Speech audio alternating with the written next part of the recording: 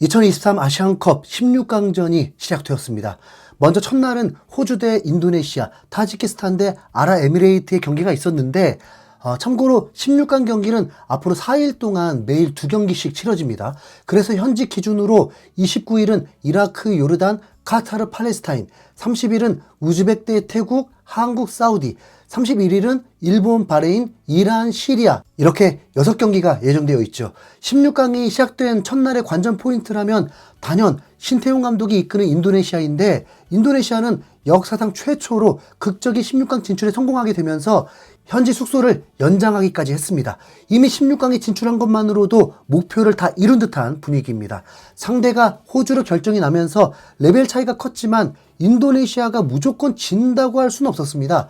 호주는 당장 조별리그 3경기에서 4골밖에 넣지 못했기 때문에 신태용 감독의 전술에 따라서 의외로 좋은 결과를 낼 수도 있다는 기대가 있었거든요. 경기장도 인도네시아의 팬들이 대부분이어서 마치 홈경기 같은 분위기였고요. 인도네시아는 예상 외로 호주를 상대로 매우 저돌적인 작전으로 경기에 임했습니다. 압박을 가하고 스피드를 활용하면서 선제골을 올리겠다는 의지가 강해 보였죠. 호주는 당황하면서 고전을 면치 못했습니다. 랭킹 146위 인도네시아가 25위 호주보다 점유율이 더 높게 흘러갔습니다. 하지만 인도네시아의 운이 따르지 않았습니다. 전반 12분에 호주의 평범한 슈팅이 하필 인도네시아 수비 발에 맞으면서 굴절됐고, 골키퍼는 역동작에 걸려 막을 수 없었습니다. 강팀이 오히려 선제골을 넣어버린 만큼 인도네시아에게 더 불리하게 된 거죠. 인도네시아는 연계 과정은 나쁘지 않았는데 결정적인 순간에서 위협적인 한 방이 부족해서 행운이 필요하게 됐습니다.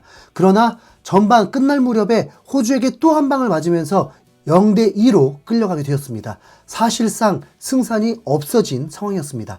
하필 인도네시아는 전반에 에너지 소모가 커서 후반전에도 같은 전술로 호주를 상대했지만 결국 한 방이 없다 보니까 점점 지쳐갔고, 경기 막판에 2골을 더 허용하면서 결국 0대4 패배로 마치게 되었습니다.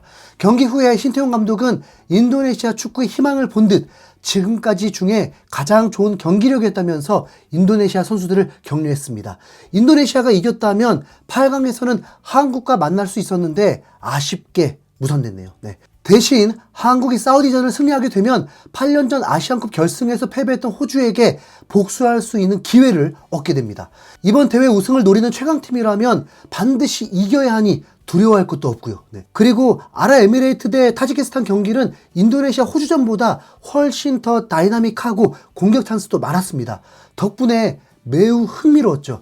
타지키스탄이 선제골을 넣고 앞서 나가다가 경기 종료 직전 추가 시간에 아랍에미레이트가 기어이 동점을 넣어버리면서 연장전까지 끌고 가게 되었습니다. 매우 팽팽했던 경기였는데 연장에서는 체력 고갈로 양팀 모두 골골댔고 결국 승부차기까지 이어졌죠. 승부차기에서 타지키스탄의 골키퍼가 두 번째 키커를 막아내면서 기선 제압을 했고, 타지키스탄 선수들 전원이 골을 넣어버리면서 아시안컵 첫 출전에 8강 신화를 써버렸습니다. 타지키스탄은 카타르에게 아쉽게 패배했지만 중국도 압도를 했고, 레바논전에서는 간발의 차이 옵사이드가 아니었다면 5골도 나올 수 있을 정도로 상당히 좋은 경기력을 보여줬습니다. 아랍에미레이트를 잡은 게 결코 행운이 아니죠. 요르단 대 이라크와의 승자와 8강에서 붙는데 매우 흥미로운 경기가 될 것으로 보입니다. 한편 한국은 다가오는 수요일 새벽 1시에 사우디아라비아와 16강전을 펼치게 되는데요.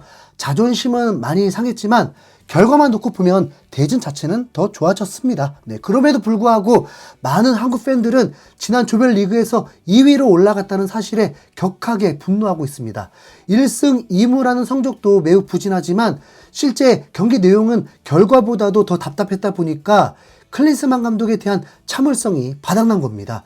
130위 말레이시아에게 각종 최초 기록을 주고 김판곤 감독의 명예는 높여줬지만 한국 축구의 자존심을 제대로 구겼습니다. 그리고 AFC의 공식 홈페이지에서 조별리그 최고의 경기를 뽑는 투표가 있었는데 한국과 말레이시아의 3차전 경기가 80%라는 압도적 득표율로 1위에 뽑혔습니다.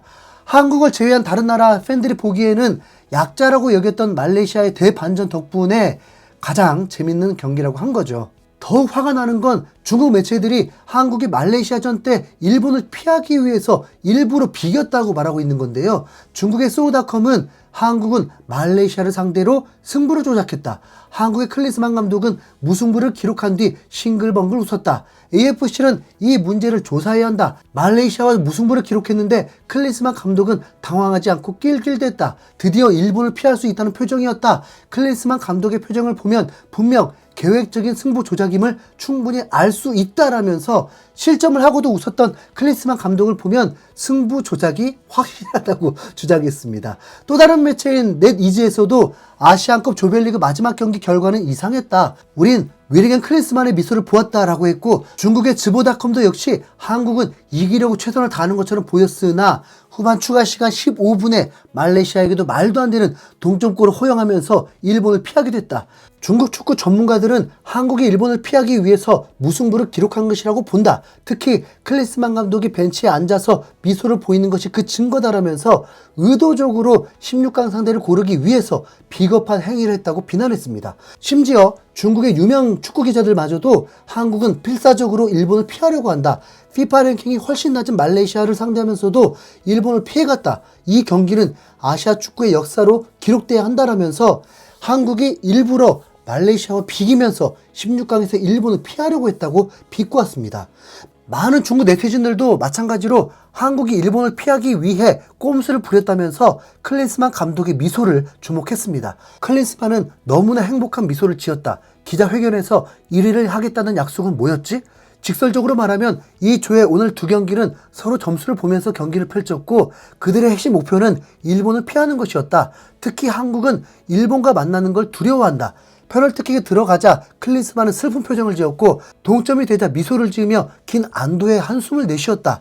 클린스만은 큰 소리로 웃을 뻔한 걸 겨우 참았다. 한국 선수들이 너무 불쌍하다. 클린스만은 개나 돼지보다 못하다. 클린스만은 대단한 거짓말쟁이다. 한국은 진짜 약한 팀이라서 일본을 피하려고 저렇게 행동하는구나. 한국은 정말로 승리하고 싶지 않았던 동시에 패배하고 싶지도 않아서 공격수를 교체했다. 이번 경기에서 무승부를 노렸던 게 분명하다. 네. 가뜩이나 비긴 것도 짜증나는데 무득점으로 탈락한 중국이 10위까지 거니까 정말 할 말이 없는데요. 의외로 이런 의혹은 중국뿐만 아니라 중동 국가들에서도 널리 퍼지고 있다고 합니다.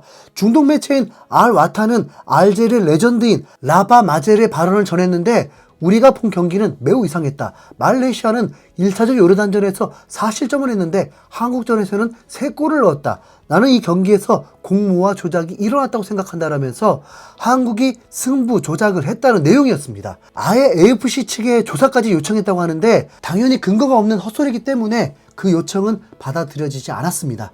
그만큼 말레이시아전 무승부가 다른 나라들이 볼 때도 충격적이었다는 건데요. 분명한 건 한국은 그냥 비긴 겁니다. 우리 대한민국 선수들이 그런 연기력이 될 리도 없고 우리 주장 손흥민에게 있을 수 없는 일입니다.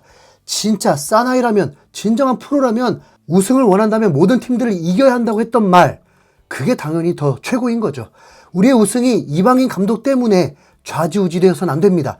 클린스만 때문이 아니라 손흥민 마지막 아시안컵 대회이고 최강의 스쿼드로 아시안컵 우승의 기회를 놓칠 수 없죠. 네. 너무 비관적인 팬들의 댓글만 많은 듯한데 한국을 응원해주고 힘을 주는 댓글들도 많았으면 좋겠습니다. 지금까지 한국의 우승을 응원하는 흰수염고래였습니다. 감사합니다.